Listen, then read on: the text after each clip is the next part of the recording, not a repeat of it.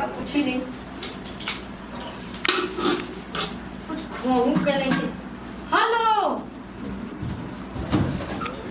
Hello, customer कर अधिकारी।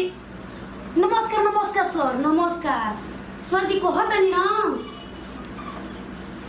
सर जी, कुछ और सेवा नहीं करे के सर जी। हमार बियाह करे के करा ना दी।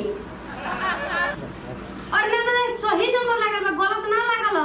अरे सर जी, हम पढ़ल है, ऐसे मत सोची कि हम पढ़ल है। सर जी को काम कर दी ना सर जी, हमारा बियाह करा दी ना। अरे हम चाहत नहीं कि हमारे कस्टमर के अधिकारी से हमके बियाह हो जाए। और सर जी बढ़िया फोन, अरे सर जी बढ़िया जगह लागल फोन, हम जानते थे कि कहाँ लागल।